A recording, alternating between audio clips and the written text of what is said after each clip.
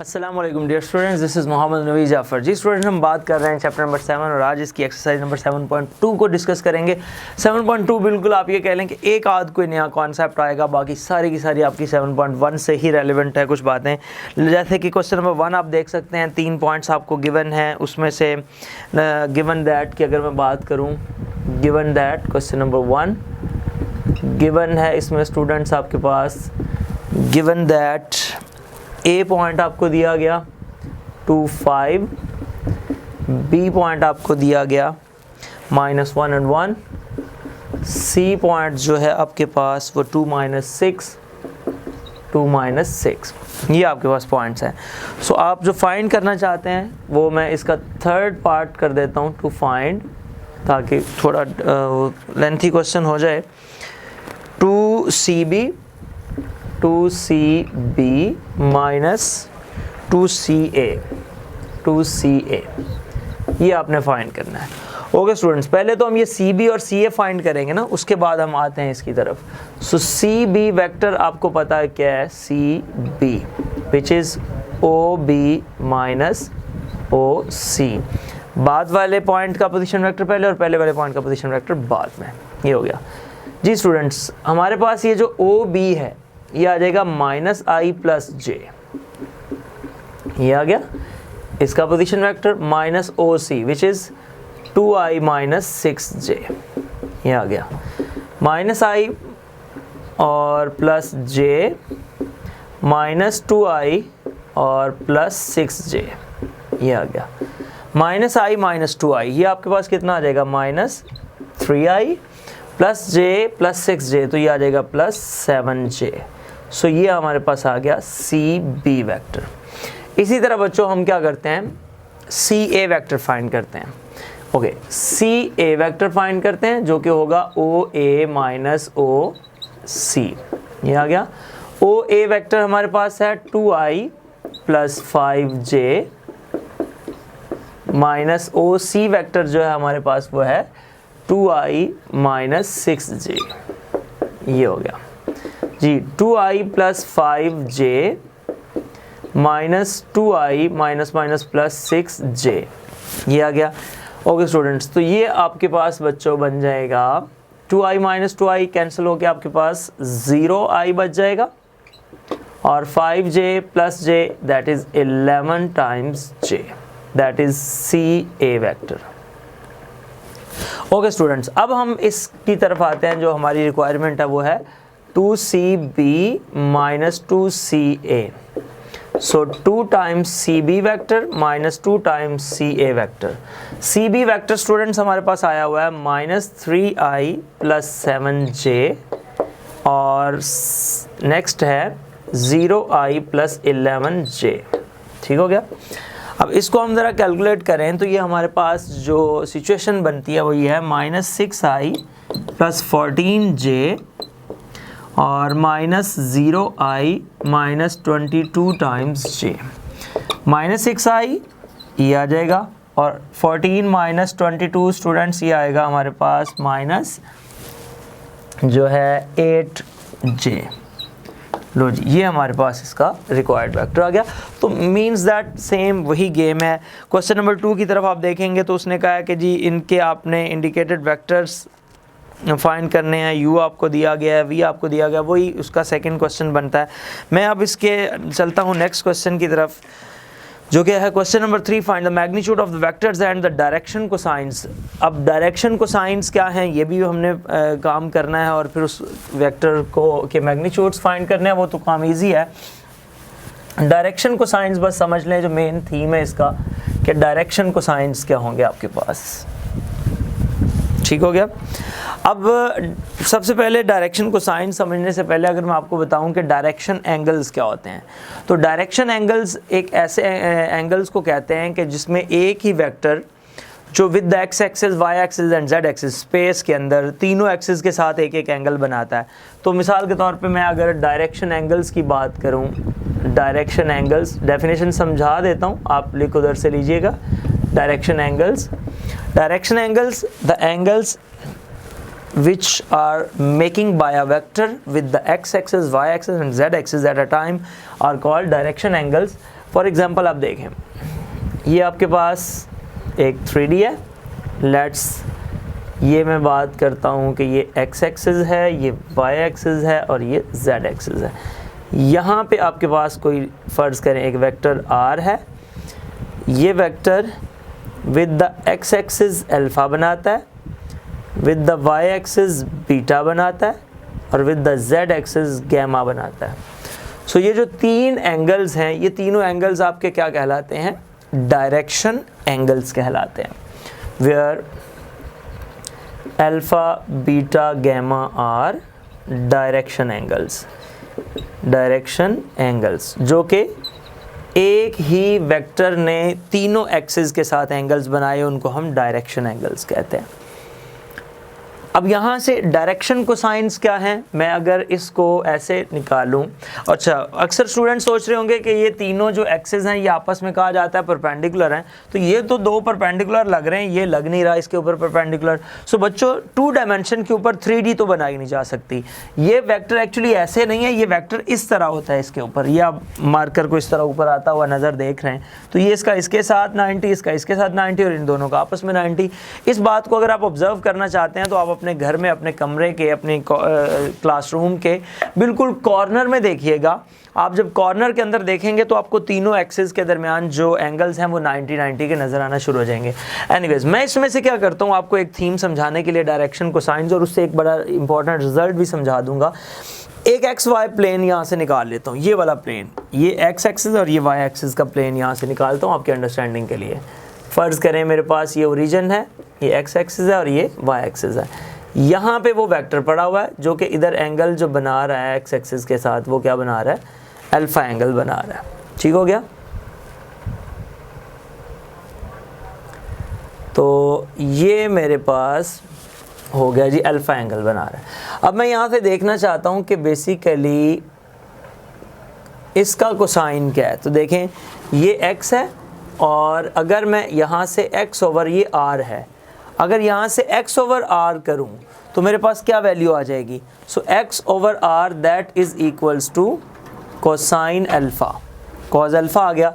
इसी तरह सिमिलरली अगर मैं बाकी के अंदर जाके यही काम करता हूँ, सिमिलरली y ओवर r मेरे पास आ जाएगा कॉस बीटा और z ओवर r मेरे पास आ जाएगा कॉस गैमा। सो ये डायरेक्शन एंगल्स थे, उनके जो कोसाइन लिए वो डायरेक्शन कोसाइंस हो गए। सो ये आ गया cos alpha, cos beta, cos gamma, और एक्चुअली ये क्या बने? x over r, y over r और z ओवर r। तो ये आपके पास डायरेक्शन कोसाइंस हो गए। सो स्टूडेंट्स, डायरेक्शन कोसाइंस अगर ये हैं, अगर इस पर गौर करें तो ये तो ऐसा लग रहा है जैसे उसी वेक्टर को उसके मैग्नीट्यूड से डिवाइड कर दिया गया हो। मिसाल के तौर पे आप देखें, अगर मैं इसको वेक्टर नोटेशन में लिखूं तो xi प्लस वाई जे प्लस जेड के ये बन रहा है और नीचे r बन गया, यानी कि इसका मैग्नीट्यूड एक्चुअली। तो ये ऊपर r वेक्टर और नीचे r का मैग्नीट्यूड, तो ये तो r का यूनिट वेक्टर लग रहा है। सो इसका मतलब क्या हुआ कि ये जो डायरेक्शन कोसाइंस होते हैं ना, जब आप यूनिट वेक्टर फाइंड करते हैं तो जो उसके i j k के कंपोनेंट्स होते हैं वो डायरेक्शन कोसाइंस कहलाते हैं। और अगर ये यूनिट वेक्टर है तो इसका मतलब ये हुआ, अगर ये यूनिट वेक्टर है तो ये जो इनका मैग्नीट्यूड मैं जब लूँगा, जब इसकी लेंथ फाइंड करूँगा, यानी कि अगर मैं ये कर दूँ कि नाउ जो r की लेंथ अगर मैं फाइंड करता हूँ तो r की लेंथ फाइंड करने से मेरे पास क्या आएगा? x over r square plus y over r square plus z over r square और उसका जो है मैग्नीट्यूड स्क्वायर रूट। तो ये बन जाएगा x square plus y square plus z square over r square. तो obviously x square plus y square plus z square जो है ये भी r का मैग्नीट्यूड ही बनेगा। r जो एक्चुअल r वेक्टर लिया गया था, यहाँ पे r is equal to x i y j z की अगर मैं ले लेता हूँ तो ये r square over r square, तो ये कैंसिल होके क्या आ जाएगा? 1। तो ये भी 1 नज़र आ रहा है। तो यहाँ से ये पता चला कि बेसिकली जो आपके पास ये यूनिट वेक्टर ही होता है और उसकी ये लेंथ आती है। तो ये x over r, y over r, z over r क्या थे? Cos alpha, cos beta, cos gamma. यानी कि मैं x ओवर r की जगह पे अगर ये भी कह दूँ कि ये तो कॉस स्क्वायर अल्फ़ा है, ये कॉस स्क्वायर बीटा है, ये कॉस स्क्वायर गैमा है, तो ये तो cos square alpha plus cos square beta plus cos square gamma किसके इक्वल आ गया 1 के। यानी कि यहाँ से एक और रिजल्ट हमें मिलता है कि अगर कोई डायरेक्शन एंगल्स हो ना, तो डायरेक्शन एंगल्स के जो डायरेक्शन कोसाइंस बनाए जाते हैं उनके स्क्वायर का सम हमेशा 1 के इक्वल आता है, और ये आपकी बुक में प्रूफ भी है, तो आप सेम यही प्रूफ कर सकते हैं उसके अंदर, ये जो मैंने आपके सामने किया। सो डायरेक्शन कोसाइंस मैं पहले बताना चाह रहा था कि आपके क्या हैं, तो वो मैंने आपको दिखा दिया कि उसी का यूनिट वेक्टर फाइंड करके उसके कंपोनेंट्स को अलग करके लिख दें, वो उसके डायरेक्शन कोसाइंस होते हैं। और जो आपकी एक्सरसाइज का लास्ट क्वेश्चन है उसने 3 एंगल्स दिए हैं और कहता है कि ये बताएं कि ये डायरेक्शन एंगल्स हैं या नहीं हैं, तो आपने ये रिजल्ट प्रूव करना है कि डायरेक्शन एंगल्स कब होते हैं, जब उनके स्क्वायर का कोसाइन के स्क्वायर का सम 1 के इक्वल आ जाए। तो ये प्रूव करके देखिएगा, अगर ये रिजल्ट आ गया तो वो 1 होगा। एनीवेज क्वेश्चन नंबर 3 की तरफ आते हैं। इससे आपका क्वेश्चन 3 भी होगा, 11 भी होगा और 12 भी होगा। ये आगे के 2 क्वेश्चंस भी इसी लेक्चर में मैं शामिल कर दूंगा। इसी के साथ आपके जो 2 क्वेश्चन 6 और फिर 11 और 12 भी साथ ही हो जाएंगे। तो ये आपके क्वेश्चंस हैं इसके साथ। एनीवेज स्टूडेंट्स, अब मैं आता हूँ क्वेश्चन 3 पहले सॉल्व करता हूँ, फिर इसकी तरफ से आगे की तरफ चलते हैं जी। Students question 3 just unit vector find करना है, नथिंग एल्स। लेट्स मैं पार्ट 1 की बात कर लेता हूँ। Question 3 part 1। अब इसमें मैंने क्या किया, v एक वेक्टर है जो कि है 2i plus 3j plus 4k। ये आपके पास एक वेक्टर है। इसके आपने उसने पहले कहा इसका मैग्नीट्यूड फाइंड करें, आप मैग्नीट्यूड फाइंड कर दें 2 square plus 3 square plus 4 square square root 4 9 16, तो ये आ जाएगा हमारे पास 29 स्क्वायर रूट, ये आ जाएगा। ओके अच्छा, ये v का मैग्नीट्यूड आ गया। फिर also find the direction cosines उसने कहा, तो डायरेक्शन कोसाइंस के लिए मैंने आपको क्या कहा कि आप उसके वेक्टर को उसकी मैग्नीट्यूड से डिवाइड करो, ठीक हो गया। बेशक ये काम ना लिखो आप, और ये आ जाएगा 2i plus 3j plus 4k over square root 29, मतलब 2 over square root 29 i plus 3 over square root 29 j plus 4 over square root 29 k, ये आ गया। अगर इसको मैं ऐसे लिख दूं 2 over square root 29, 3 over square root 29 और 4 ओवर स्क्वायर रूट 29, तो ये जो हैं ये उसके डायरेक्शन कोसाइंस बन गए। सेम यही क्वेश्चन नंबर आपका जो है वो 11 भी है। ओके स्टूडेंट्स, अब हम बात करते हैं क्वेश्चन नंबर 4 की, और फिर 5 और 6 का मैं आपको हिंट दूंगा, तो वो भी क्वेश्चन हमारे साथ हो जाएंगे। क्वेश्चन नंबर 4 जी स्टूडेंट्स, क्वेश्चन नंबर 4 की तरफ चलते हैं। क्वेश्चन नंबर 4 में इंपॉर्टेंट क्वेश्चन है, पेपर में कई दफ़ा आ चुका है। Question number 4, find alpha so that, alpha आपने फाइंड करना है, और सवाल आपको ये दिया गया है alpha i plus alpha plus 1j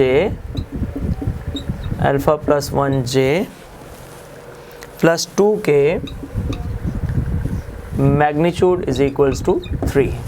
ये रिजल्ट इसके इक्वल है। ओके स्टूडेंट्स, मैग्नीट्यूड आपको पता है कैसे लेते हैं, i वाले कंपोनेंट का स्क्वायर प्लस j वाले कंपोनेंट का स्क्वायर प्लस k वाले कंपोनेंट का स्क्वायर और उसका square root is equals to 3। अगर दोनों तरफ मैं स्क्वायर ले लूँ तो उसका स्क्वायर रूट ख़त्म हो जाएगा, टेकिंग स्क्वायर ये आ जाएगा अल्फ़ा स्क्वायर भी, और इधर आ जाएगा alpha square plus 2 alpha plus 1 भी आ जाएगा, इसका अंदर स्क्वायर भी खोल दें 4, और इधर हो जाएगा 9, स्क्वायर से स्क्वायर रूट कैंसिल हो जाएगा। ये आ जाएगा 2 alpha square plus 2 alpha plus 5 minus 9 is equals to 0। मैं इस साइड पे ले आया, ये आ जाएगा 2 alpha square plus 2 alpha minus 4 is equals to 0। यहाँ से हमारे पास 2 कॉमन आ जाएगा, यह आ जाएगा alpha square plus alpha minus 2 is equals to 0। यह आ जाएगा alpha square plus alpha minus 2 is equals to 0। तो जी अब इसके हम फैक्टर्स बना देंगे। ये बन रहे हैं alpha square plus 2 alpha minus 2 is equals to 0, alpha common तो अल्फ़ा प्लस 2 माइनस 1 कॉमन तो alpha plus 2 is equals to 0। ये काम तो बिल्कुल आसान, आप खुद करें इस काम को। Alpha minus 1 is equals to 0, alpha plus 2 is equals to 0, और either alpha minus 1 is equals to 0, alpha is equals to minus 2, alpha is equals to 1। So these are 2 values of alpha. Anyways question number 5 देखिएगा, उसमें तो उसने सिर्फ ये कहा find unit vector in the direction of this, सिर्फ आपने unit vector find करना है। क्वेश्चन नंबर 6 के अंदर पहले आप 3a - 2b + 4c फाइंड करेंगे, यानी कि वेक्टर्स का जो पहले हमने क्वेश्चन ऐसा किया हुआ है, वेक्टर्स फाइंड करेंगे जो भी आपको मेंशन किया गया 3a - 2b + 4c, वहाँ a b c की वैल्यूज़ पुट करके और फिर उसका यूनिट वेक्टर ले लेंगे। क्वेश्चन नंबर 11 सेम क्वेश्चन 3 की टाइप का, और जो क्वेश्चन 12 है वो मैं एक पार्ट इसका कर देता हूँ। क्वेश्चन नंबर 12, क्वेश्चन 12 के अंदर उसने 3 एंगल्स दिए, मिसाल के तौर पे अल्फ़ा है 45 डिग्री, बीटा है 45 डिग्री और गैमा है 60 डिग्री।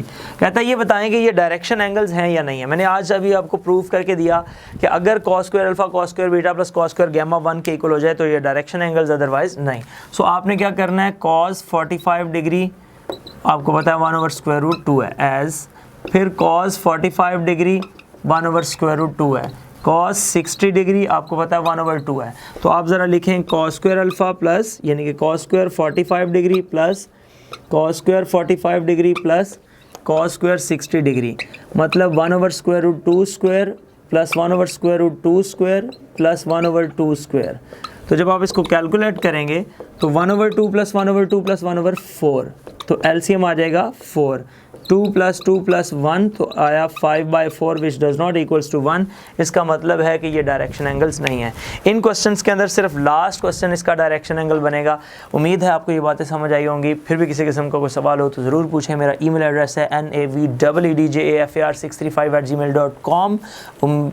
खुश रहिए, खुश रखें ज़िंदगी, इंशाअल्लाह फिर मुलाकात होगी। अल्लाह हाफ़िज़, अस्सलाम वालेकुम।